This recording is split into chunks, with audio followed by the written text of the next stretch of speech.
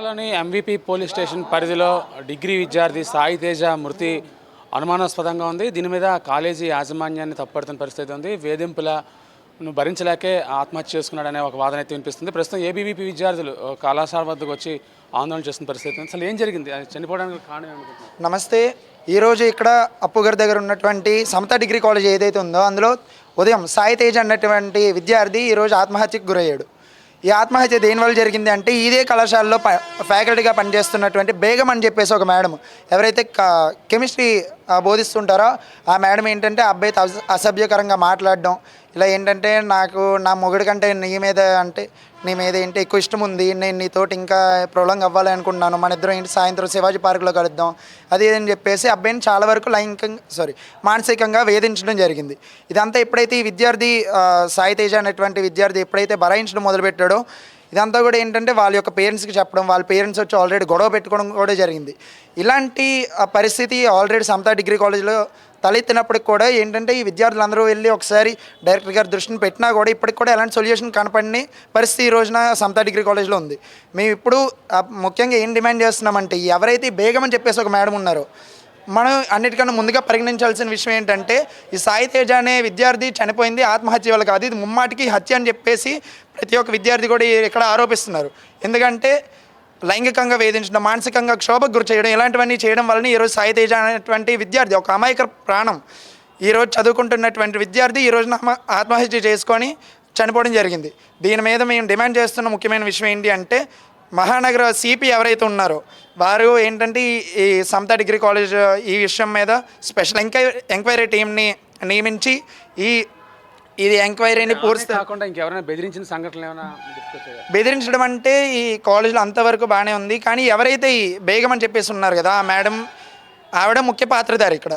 ఆ తర్వాత ఏంటంటే ఈ అబ్బాయి అంటే ఆవిడ యొక్క కోరిక తీరకపోవడం వల్ల ఈ అబ్బాయి మీద పర్సనల్ గ్రడ్జ్ పెట్టుకొని ఈ అబ్బాయిని ఏంటంటే ఎన్నిసార్లు రికార్డులు తీసుకెళ్తున్నా కూడా ప్రతి చిన్న మిస్టేక్ కూడా ఏంటంటే రికార్డులు సైన్ చేయకపోవడం, రేపు పొద్దున్న ఎగ్జామ్ ఉంచుకొని ఏ రోజు వరకు రికార్డులు సైన్ చేయకపోవడం, ఇలాంటివన్నీ చేయడం వల్ల ఈ అబ్బాయి పూర్తి స్థాయిలో మానసికంగా క్షోభకు గురైన పరిస్థితి ఈరోజు కనిపించడం వల్ల అబ్బాయిని చనిపోయాడు. అసలు ఏం జరుగుతుందండి కాలేజీలో? ఇంకా ఎంతమంది ఇలా వేధింపులు గురవుతున్నారు? చాలామంది అవుతున్నారని చెప్పారు. కానీ వాళ్ళ ముగ్గురు ఫ్రెండ్స్, ఇప్పుడు చనిపోయిన అబ్బాయితో ఫ్రాల్ట్గా ముగ్గురు అబ్బాయిలు ఫ్రెండ్స్, వాళ్ళ ముగ్గురు కలిపే మేడంకి అంటే అబ్బాయి చెప్పాడంట వాళ్ళ ఫ్రెండ్స్కి. చెప్తే మాకు అక్కడ ప్రూఫ్ లేకపోతే మేము ఏం చేయలేమని చెప్పి ఈరోజు కూడా కాలేజీకి యాజ్ వరకు వచ్చాడు. ఈరోజు కూడా ఇవన్నీ చూపించాడు, బుక్కులు చూపిస్తే అందులో కూడా భూతద్దం పెట్టి వెతికి మరీ తప్పులు నోటిఫై చేస్తే మళ్ళీ 5 పేజీలు రాసుకోమని రమ్మంటే నేను మరి ఇంక రాయలేని మేడం అనుకుని ఇంటికి వెళ్ళిపోయి వాళ్ళ పేరెంట్స్కి నేను రాసింది ఆ పక్కన ఉన్నది వేరియేషన్, దీనికి ఏమైనా తేడా ఉందా, ఎందుకు మేడం నాకు ఇలా పాయింట్అవుట్లు చేస్తాను, మీరు వెళ్ళి అడుగుతారా అడగరని 11:30కి పేరెంట్స్ని పంపించాడు కాలేజీకి. వాళ్ళ డాడీ, వాళ్ళ మమ్మీ, వాళ్ళ మాయ్య గారు వచ్చి మేడంకి అడిగితే ఆ మేడం పేరు తెలియకపోతే కాల్ చేశారు. కాల్ చేస్తే భాగ్య మేడం అని చెప్పి మేడంని అడగడానికి వెళ్ళారు వీళ్ళ పేరెంట్స్. అడిగేసి కిందకి దిగే టైంలో మళ్ళీ కాల్ చేశారు, ఇలా మేడంతో మాట్లాడాము, మేడం ఏదో చెప్పిందని అబ్బాయికి ఫోన్ చేస్తే ఫోన్ లిఫ్ట్ చేయలేదంటే ఏదో పని చేస్తానేమో ఫోన్ అక్కడ పక్కన పెట్టి ఉందా అనుకోండి. ఇంటికి వెళ్ళి చూసరికి అబ్బాయి ఉరివేసుకొని ఉన్నాడు. ఇది చాలా అబ్బాయికి ఒక వ్యసనం, అంటే ఒక బయటికి వెళ్ళి టీ కూడా తాగడు, అలా అంత మంచి అబ్బాయి. ఒక దారిని పోయిన అమ్మాయిని ఒక అమ్మాయి ఏదైనా పిలిస్తే ఏంటి చెల్లి అని ముందుగానే అనేస్తాడు అనమాట.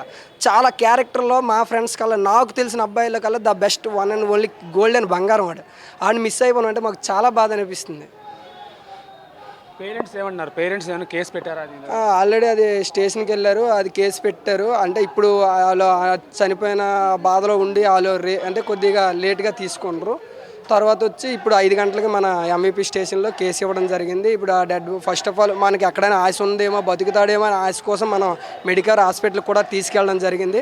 మెడికల్ హాస్పిటల్లో తీసుకెళ్ళాలంటే డాక్టర్ చెప్పగానే కేజీహెచ్కి తరలించాం. ఇప్పుడు ఆ బాధ్యురాల సంగతి ఏంటి? ఆవిడ ఎక్కడున్నారు ఏంటి? పోలీసులు ఎంతసేపు కూడా ఆవిడ బాధ్యురాలు అనే ఆవిడ ఇప్పటికి కూడా కాలేజీలోనే ఉంది అంటున్నారు. అంటే నేను యాజ్ పర్ స్టూడెంట్ కాదు, నేను వాళ్ళ ఫ్యామిలీ వాడికి రిలేషన్ అనమాట, ఫ్యామిలీ రిలేషన్, ఫ్రెండ్స్. వాళ్ళ మేడం నాకు కూడా తెలియదు. ఇప్పుడు కూడా ప్రతి ఒక్క అబ్బాయి కూడా మేడం రూమ్లోనే ఉంది, మేడం బయటికి వెళ్ళలేదు. దానికి ఉన్నది ఒకే ఒక ఎంట్రన్స్ డోర్, వెకేట్ చేయాలని అదే డోరు. మేడం లోన్ ఉంచారు. కాలేజీ ఆ మేడంకి సపోర్ట్ చేస్తుంది. ఇన్ని ప్రూఫ్స్ ఇచ్చినా సరే కనీసం ఇది ఉదయం 11:30 నుంచి 12 గంటల మధ్యలో జరిగినప్పుడు ఇలాగ అవుతుందని కనీసం ఆ ప్రిన్సిపల్ సార్ ఆ మేడంని పిలిచి అడగలేదు. ఏదంటే నేను మాట్లాడుతాను, రేపు చూస్తాను, రేపు చేస్తాను అన్నట్టు కాలేజ్ కూడా చాలా నిర్లక్ష్యంగా ఉంది. ఇదైతే కరెక్ట్ కాదు అని నేను అనుకుంటాను. ఏదైనా నా ఫ్రెండ్, నా తమ్ముడు లాంటాడు, ఎక్కడున్నా ఆడ ఆత్మశాంతి కోరుకుంటాను. ఎక్కడ న్యాయం జరగాలి, ఫస్ట్ ఆఫ్ ఆల్ న్యాయం జరగాలి. వాడు చనిపోయిన దానికి న్యాయం జరిగితే మాకు అదే చాలా హ్యాపీనెస్. ఇప్పుడు అంటే మాతో పాటుగా ఆయన లేడు, కానీ మాకు చాలా బాధ. కానీ లేడని మేము కూడా వెళ్ళాం కదా వాడు వెనక్కి. ఇప్పుడు వాళ్ళ పేరెంట్స్కి చాలా లోటు. ఒక రాజు కన్నా ఎక్కువగా చూసుకుంటారు. వాళ్ళ నాన్న కేవలం ఒక ఆటో డ్రైవరు. వాళ్ళకి ఏ నోటు రాకుండా అది కావాలంటే అది, ఇది కావాలంటే వాళ్ళ నాన్న కానీ వాళ్ళ అమ్మ కానీ వాళ్ళ మాయ, ఇంకా వాళ్ళ మాయగారు అయితే ఇంకా ఇప్పుడు వాళ్ళ డాడీకి కూడా కొన్ని విషయాలు చెప్పుకోలేడు. ఈరోజు కూడా వాళ్ళ డాడీకి చెప్పలేదు. ఇలా చెప్పి వాళ్ళ మాయకి ఫోన్ చేయించి రప్పించి ఇలాగంటే వాళ్ళ మాయని వాళ్ళ పేరెంట్స్ని పంపించాడు. అంత చాలా ఇన్నోసెంట్. అలాంటి అబ్బాయి మిస్ అవ్వడం అంటే చాలా బాధ అనిపిస్తుంది. ఇది ముఖ్యంగా లెక్చరర్ వేధింపుల కారణంగానే సాయి తేజ ఆత్మహత్య చేసుకున్నాడు అనేది విద్యార్థి లోకం ఆరోపణ. దీనికి బాధ్యులైన వాళ్ళని కంపల్సరీగా కేసు పెట్టి శిక్షించాలని వీళ్ళందరూ డిమాండ్ చేస్తున్న పరిస్థితి ఇక్కడ కనిపిస్తోంది. వీడియో జర్నలిస్ట్ సత్యతో Murthy, VBC on TV, Visakhapatnam.